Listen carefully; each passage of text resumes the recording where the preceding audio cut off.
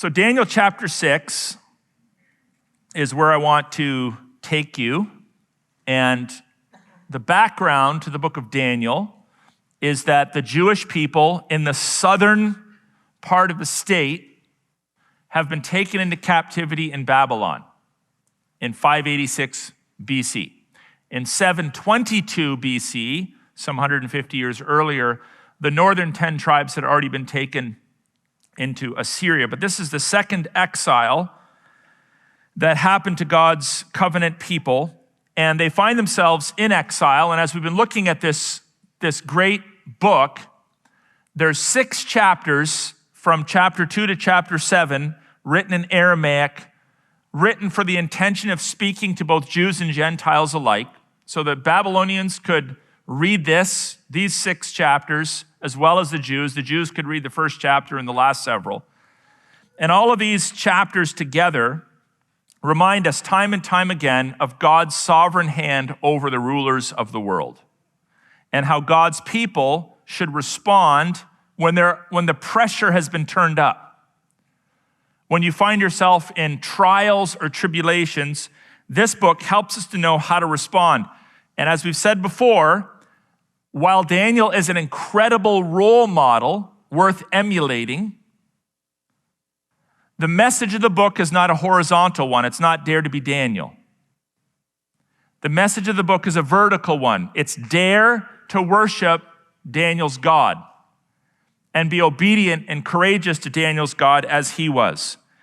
Daniel has been serving as a technocrat, an employee in the courts of the kings of Babylon. He serves faithfully under Nebuchadnezzar. He served faithfully under Belshazzar, his grandson. And now the kingdom has switched hands, and it's being run by a different people group called the Medes and the Persians. And there's a man by the name of Darius who is ruling the nation. So this is the third monarch. There's going to be 4 ultimately that Daniel will serve under.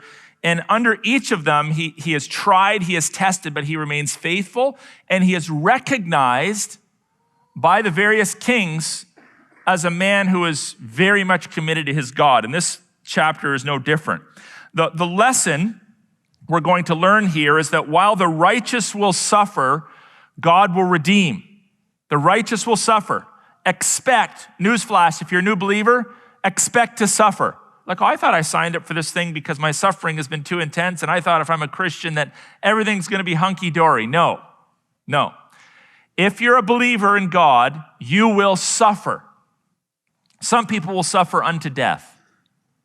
Some people will suffer in other ways, but you will suffer. And yet God will always redeem the circumstances of life for the benefit of his people. God blesses the courageous. You can take that to the bank. So several lessons coming out of that overarching lesson are as follows. Sometimes righteousness is rewarded. The Bible says in verse 1, it pleased Darius to set over the kingdom 120 satraps, 120 kind of mini governors, to be throughout the whole kingdom.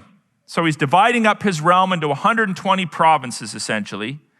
And over them, 3 high officials, of whom Daniel was one. Surprise, surprise. Daniel is elevated, then he shrinks into the shadows, then he's elevated, then he shrinks into the shadows, then he's elevated once again, depending on what is going on politically in the kingdom. This is a high point. He's elevated. It goes on to say, to whom those satraps should give an account so that the king might suffer no loss. Then this Daniel became distinguished, surprise, surprise, above all. The word all means all. He's above them all. There's nobody that is distinguished to the degree that Daniel is. All the high officials and satraps.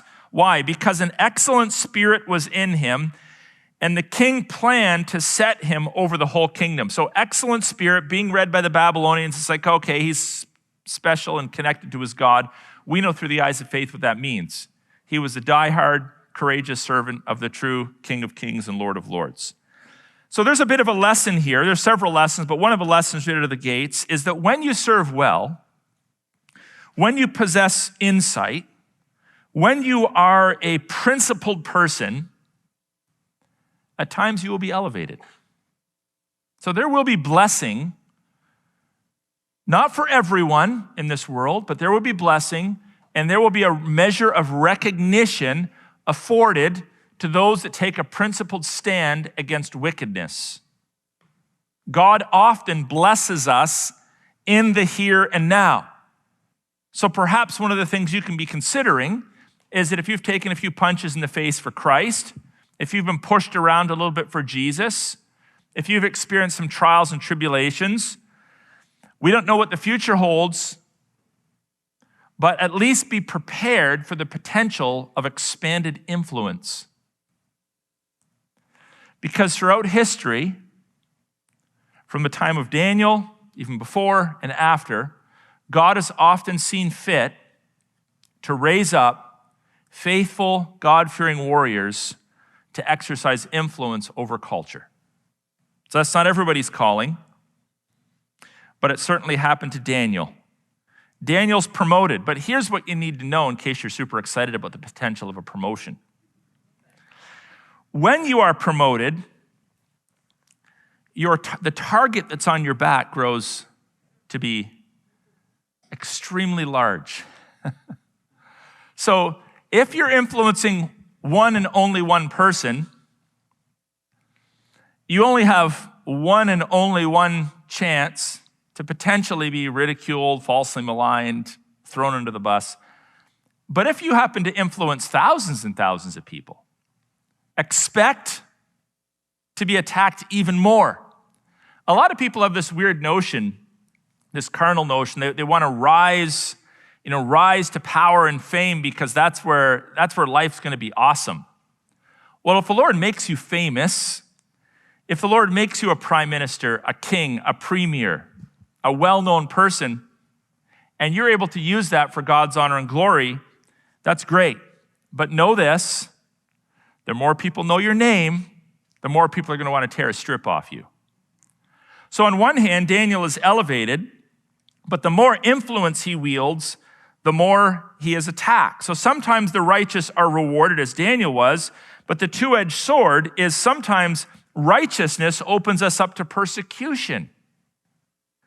Then the high officials and the satraps sought to find a ground for complaint against Daniel with regard to the kingdom. And they looked and they looked and they looked, and they checked out his social media accounts, and they perused through his text messages, and they hacked his emails, and they interviewed all of his friends. But guess what? They couldn't find anything. It said they could find no ground for complaint or any fault because he was faithful. And no error or fault was found in him. Now, that's from a horizontal perspective. It's not saying that he was without sin. But from a horizontal perspective, he was above reproach. They couldn't find dirt on him. So what do? Walk away and say, okay, well, maybe we should just let this guy lead because clearly he's a man of integrity and wisdom, and that's what everybody wants, and that's how nations are blessed when wise, courageous men lead? No. Then these men said, we shall not find any ground for complaint against Daniel. Listen to this very carefully. Unless we find it in connection with the law of his God. So what do? Instead of subjecting themselves to God's law, they outlaw God's law. That's what tyrants do. They trap you. They outlaw God's law. Some do it willfully and knowingly and strategically. Some are just influenced by demons and devils. But we've seen this pattern take place time and time again throughout human history when God's people are under an extra measure of trial. If they can't take us down by embarrassing us or by exposing our hypocrisy, they outlaw God's law. They trap you. They put you in an impossible situation humanly, whereby you have a choice. Fail God and survive, or obey God and die. So they come up with a scheme, a plan. Then these high officials and satraps came by agreement to the king and said to him, by the way, listen to the lies. So first of all, they patronized the king. O King Darius, live forever. And then the lie. The first word is a lie. All the high officials of the kingdom, the prefects and the satraps, the counselors and the governors are agreed. No, they're not. Daniel didn't agree. We don't know what's going on with Shadrach, Meshach, and Abednego right now, but I can guarantee if they were functioning in one of these roles, they didn't agree. But they lie. That the king should establish an ordinance and enforce an injunction that whoever makes petition, meaning praise, to any god or man, but it's just limited, It makes it more palatable when laws are passed that are just temporary. It's just temporary, just for a little while. For 30 days, except to you, O king, shall be cast into the den of lions. Now, O king, establish the injunction and sign the document so that it cannot be changed according to the law of the Medes and the Persians, which cannot be revoked. So they're quoting the law of man as part of their manipulative strategy. Therefore, King Darius signed the document and the injunction. Why do you think he signed the document? Pride? Think that had anything to do with it? Everybody gets to pray to him for 30 days. This is a manipulative tactic of the devil as well. When he wants to get you to do his bidding, he massages your ego. He offers you the kingdoms of the world. Remember the devil didn't learn his lesson come the time of Christ, because remember when Christ was taken into the wilderness and tempted by the devil? Same strategy. We're going to offer you the kingdoms of the world. We're going to offer you power and influence if you just... So they appeal to his pride, and there's probably some politicking going on as well, because he didn't have a chance to interview all 120 plus the 3 governors, 123 individuals. He takes them at their word. Oh, everybody is in agreement with this. So even though I'm the king, it's probably not politically apropos for me to reject what these individuals who sort of keep me in power in part want. I don't want to step on the toes of my cabinet. I don't want my proverbial experts to be ticked off at my decision. So I'm pointing these things out so that you can see, I don't think I need to overpreach it, but so that you can see the patterns of behavior that existed in the 6th century BC that are still in effect today. People are people are people. Culture changes, language changes, food choices change, dress changes, but people are people are people. And this is why it's important to be a student of history, because if you're a student of history, you can more or less predict what's going to happen next. You don't even have to have read the chapter. You know where this is going to go. There's predictable patterns here. The king's pride gets in the way. The wicked fluff and puff him up. By the way, don't get too flattered by recognition from godless people. Don't get too flattered. There's an agenda attached. Don't get too flattered when they vote you into office. Don't get too flattered when they offer you an award. There's generally an agenda attached. The third teachable point is that the righteous don't hide from suffering. The righteous don't hide from suffering. The consequences of obeying God can be very, very painful in the human realm, but they don't really matter. We don't want to cast our pearls before swine. We don't want to unnecessarily give opportunity to evildoers to attack God's people. But we don't calculate, oh man, is this worth obeying God? Look at the potential consequences of this. Could you actually think of any greater consequence than the one that was about to be dispensed to Daniel? So Daniel could have said, you know what? I'm going to lay low for 30 days. I'm literally going to stay home and stay safe. Just for 30 days. I'm going to close the blinds. I'm going to worship in secret. After all, the law isn't written in such a way that it's going to be enforced so that I can't worship. I can still pray, but I just won't I'm going to go underground for a little bit. I'm going to be private about this. When Daniel knew that the document, this is verse 10, had been signed, he went into his house. Okay, so he's retreating. No. Where he had windows in his upper chamber, you can see through windows. They would have been without glass, by the way. Open toward Jerusalem, and he got down on his knees 3 times a day and prayed and gave thanks before his God. Oh, he's putting on a show. No, listen to what it says next. As he had done previously. This was his routine. He prayed publicly 3 times a day. That was his routine. And then this edict is issued that threatens his life, and he just keeps doing it. He's not trying to poke the bear. He's not trying to be a bad boy, a rebel. But evidently he understood that Romans 13 doesn't mean absolute submission to the state. I know Romans 13 wasn't written yet, but the principle of it. That we must obey God first rather than man. So he practices his faith publicly, not to put on a show, but because that's what he'd always done.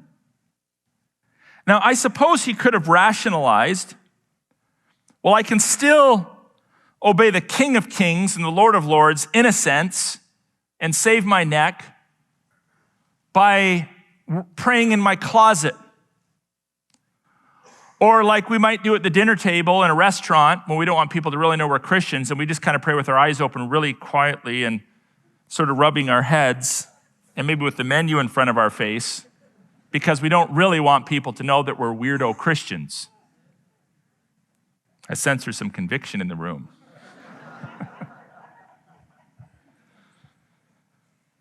Or he could have said, well, it's only temporary, or whatever. There could have been any number of excuses that he came up with. By the way, my wife was reading Exodus this week, and she made this interesting comment. And I started thinking about this a little bit. She mentioned the incidents where Moses is trying to negotiate with Pharaoh. Let my people go. And there's multiple events. There's multiple encounters where Moses is like, Pharaoh, let my people go. God says we have to go. We have to go into the wilderness and worship. These are God's terms. This is the way God wants us to worship. And Moses is at times like, no way, Jose. And other times he's like negotiating. He's always trying to negotiate the terms of worship. God's like, get your people and go out into the wilderness and worship me. And in the 8th chapter, verse 25, Pharaoh's like, well, okay, but you can worship, but worship in Egypt. It's like, well, why not? Well, why not? Why pick a fight with Pharaoh? I mean, at the end of the day, God wants worship. We can give him worship. So just worship in Egypt. Why not save everybody the conflict, the potential consequences? And I started thinking about that, and I kind of thumbed through these accounts this week, and I noticed there's actually several instances where Pharaoh tries to negotiate the terms of worship with Moses. Not just on that one occasion. In chapter 3, verse 25, Pharaoh says, well, I will let you go to sacrifice the Lord your God in the wilderness, only you must not go very far away. So now he's negotiating the distance of worship.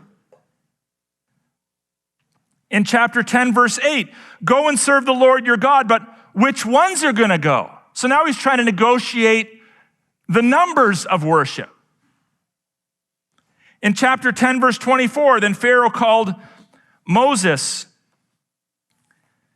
and said, go serve the Lord. Your little ones may also go with you. Only let your flocks and your herds remain behind. So time and time again, he's like, okay, you can worship, but I want to say in the how, the who, and the where. Does that sound familiar? Oh, we can still worship, but we have to be on Zoom. What's wrong with that? What's wrong with it is that the state, the godless state, will do everything within its power to try to negotiate with you so they still have their finger on the terms of your worship. And if you give it to them, are they going to say, well, we're satisfied? No, they'll want more and more and more. So a principled person, a pragmatic person might say, look, why pick a fight? Because we know where this leads. Because we've studied history. If we as a church decide that we can stay truthful, faithful to the Word of God and modify our approach without violating God's Word, that's our prerogative. It's not the prerogative of the state to dictate the terms of worship, not in war and not in plague. And if we give that to them, folks, wake up. A precedent is set that will be used against the church in the future. I'm not a prophet or son of a prophet, but I did say something a couple years ago that's coming true. All of the rationale applied to the plague we just went through is now being shifted over to the climate agenda. The same reasons, the same rationale. Public safety. While you can still travel, you just have to do it differently. You have to limit it. Love your neighbor. Obey the king. We actually have a king again now, by the way. I think he's my 15th cousin. So I'm hoping I might have some influence over him.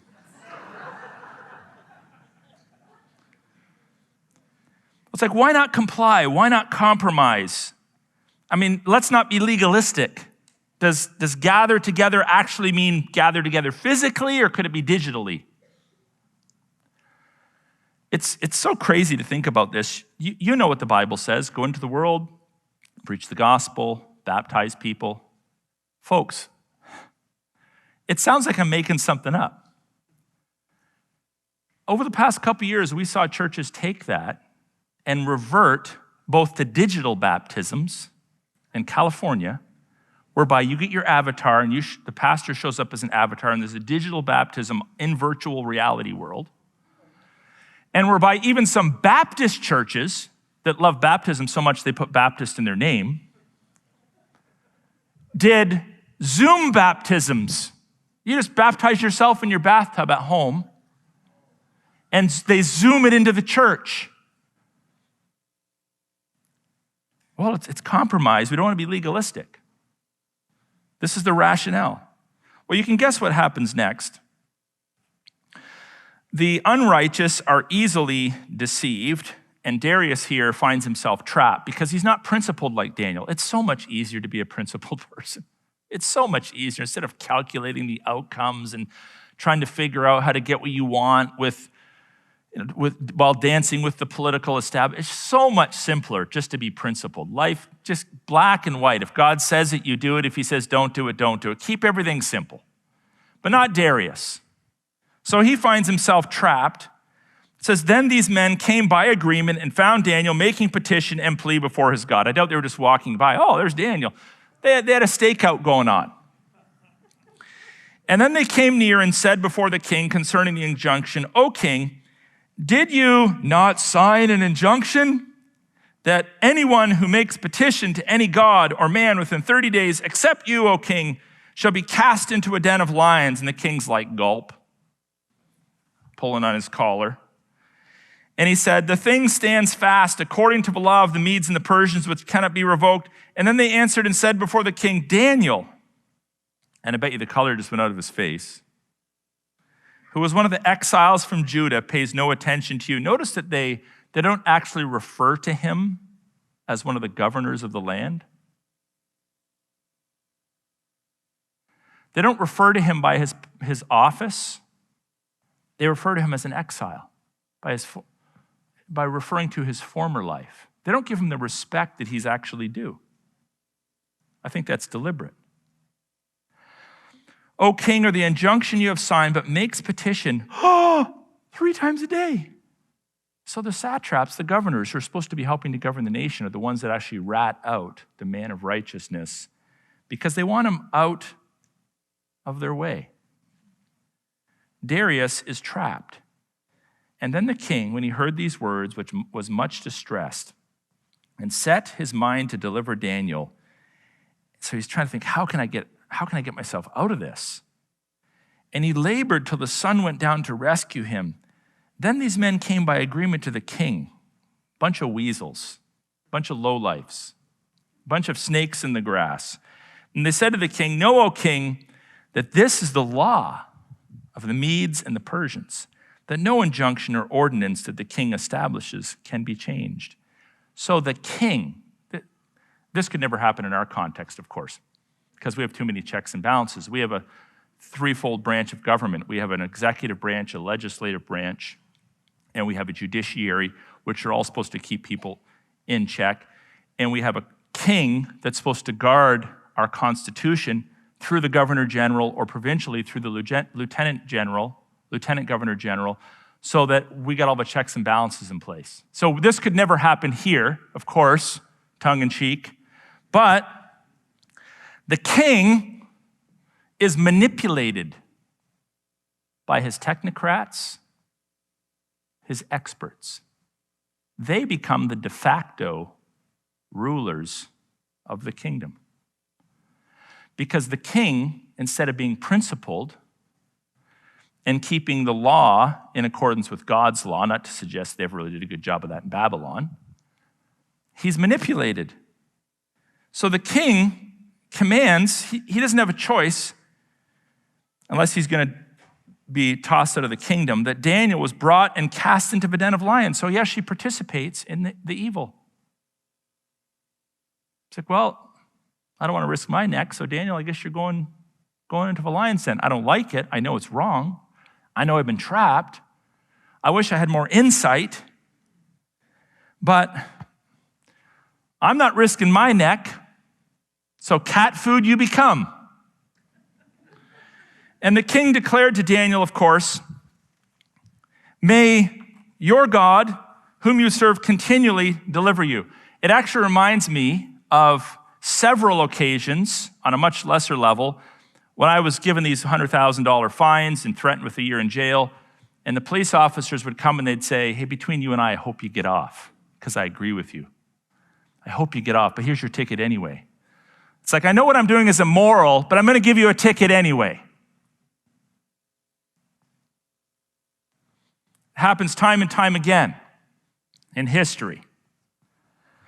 And a stone was brought and laid on the mouth of the den. It's almost reminiscent of the garden tomb, where as a messianic figure of sorts, for all intents and purposes, he's dead and he's going to stay dead. When God removed the tomb and our resurrected Christ came out, it wasn't the first time he'd rescued someone in a tomb-like place. So the stone was brought and laid in the mouth of the den, and the king sealed it with his own signet and with the signet of his lords, that nothing might be changed concerning Daniel. And then the king went to his palace and spent the night fasting. No diversions were brought to him, and sleep fled from him. Who of us would ever want to find ourselves in a situation like that, where having been granted authority, having been granted influence, we buckle to manipulation, and then we're laying awake at night wondering, what in the world did I get myself into? You know how you can avoid that? How do you avoid entrapment, folks? How do you avoid being painted into a corner? How do you avoid being manipulated? Very simply. Here's the answer to that. You do the right things without over-calculating the outcomes, period. You let God be God.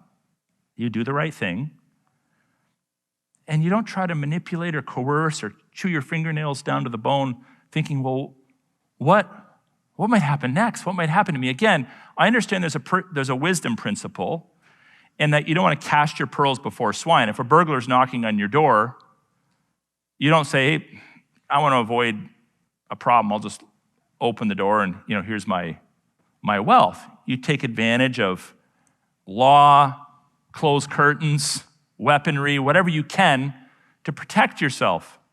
So you don't cast your pearls before swine. It's like, come on in, take our church away.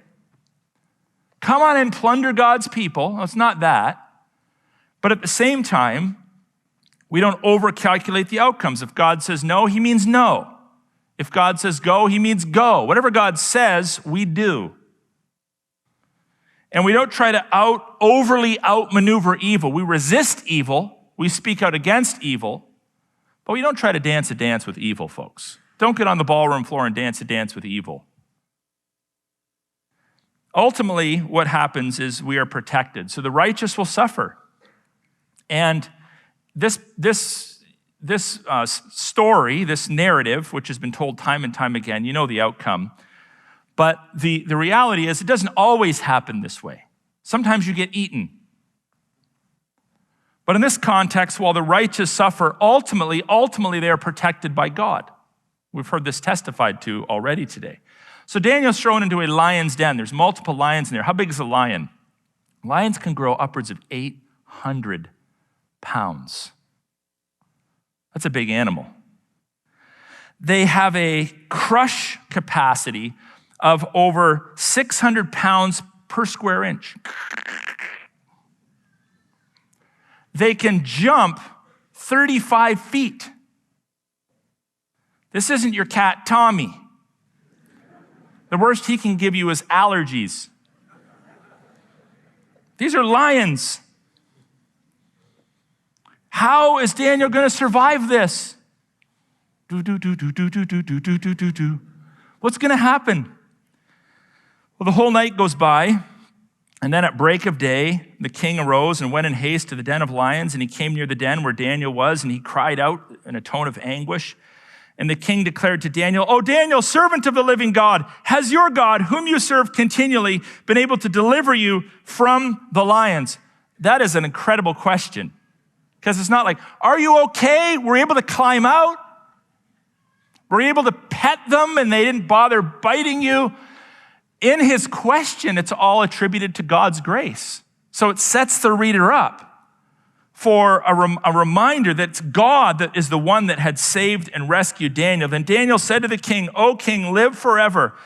My God sent his angel," which he'd done previously in the fiery furnace, "and shut the lions' mouths, that they have not harmed me, because I was found blameless before him and also before you." And by the way, folks, if you are blameless before God, you are biblically blameless before the state. The state might declare you guilty of something. But if the state declares you guilty of something that God does not declare you guilty of, you're not guilty before God. So in a properly functioning society, if you're innocent before God, you're innocent before the state. In a dysfunctional society, you can be innocent before God but guilty before the state.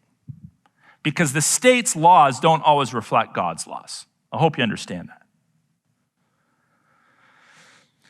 Then the king, this is verse 23, then the king was exceedingly glad and commanded that Daniel be taken out of the den. So Daniel was taken up out of the den, and no kind of harm was found on him because he had trusted in his God. Again, it's all vertical. It's all God. It's all God. It's not dare to be Daniel. Daniel was awesome. Daniel wrestled lions.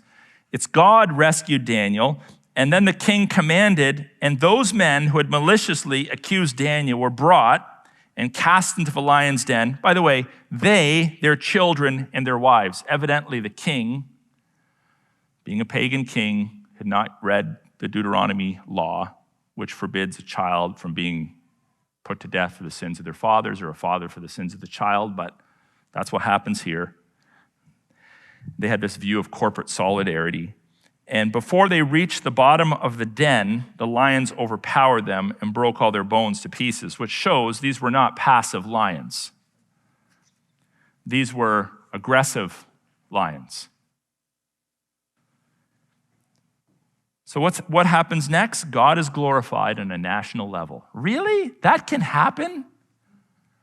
God can like that be glorified on a national level when principled people stand against unrighteousness? Can that happen? Or do we need 150 years for that to happen? No, it can happen like that. Just like that. Then King Darius wrote to all the peoples, nations, and languages that dwell on the earth, peace be multiplied to you. I make a decree that in all my royal dominion, people are to tremble and fear before the God of Daniel, the exact opposite of the previous one. For he is a living God, enduring forever. His kingdom shall never be destroyed, which is true. And his dominion shall be to the end. He delivers and rescues. He works signs and wonders in heaven and on earth. He who has saved Daniel from the power of the lions. You know what's fascinating about this?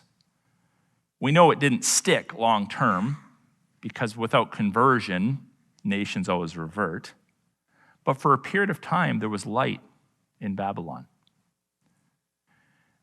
God's laws were acknowledged, God's supremacy was acknowledged, and God was being publicly worshiped. And it all started with one man, a slave who was captured in his homeland, taken away, could have rationalized, why'd you let me go through this, Lord? Why are you allowing me to suffer? Why am I going through trial and tribulation? Why am I being persecuted? But this is an individual that said, no matter what happens, I will obey my God. And there's national blessing that flows from this. It's a fascinating thing to see the faith of one multiplied to the faith of tens of thousands. But it's happened repeatedly in history, and yet today, oh, us of little faith, most of us don't believe that could happen. Now, history goes like this. Some people say, like, well, why do you bother fighting when you know where this is ultimately leading? Because I want one of these to result as a result of my life and your life. There's highs and there's lows. There's highs and there's lows. In the end, there's a reason why God's going to deal with the world in judgment. Like, oh, no, it's not going to happen. For sure, Jesus is coming back in my lifetime. For sure, we're done. We're done. We're done. Well, maybe, but maybe not. Maybe there's a few more of these ahead for us. But even if there's not, we do the right thing. Even if there's not. And we do it because our eyes are fixed on God. Why is it so hard for Christians in the moment to believe that God can work a miracle and revive a nation? He can. There's no question about it. He can. It's easy to revert to a we're done mindset, but he can, folks.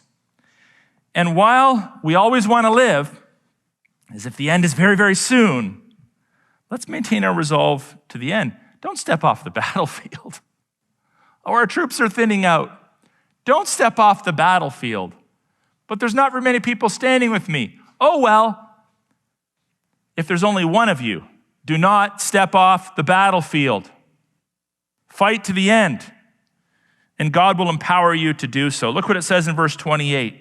So then Daniel prospered during the reign of Darius, and then the reign of Cyrus, the Persian. So he's going to serve under yet a fourth king, as I've mentioned earlier. Now, here's the thing.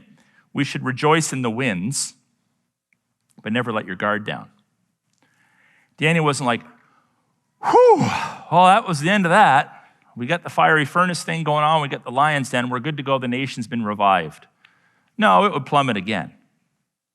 So let's just say in a very short period of time, let's say that this fall and this winter is not the same as the last two.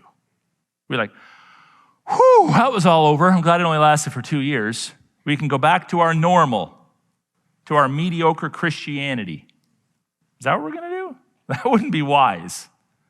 We need to learn the lessons that we've learned over the past 2 years and apply them tenaciously to every adversary that we experience in the future. Never let your guard down. Even if you feel the pressure's off a little bit. You've been elevated once again. You got your job back.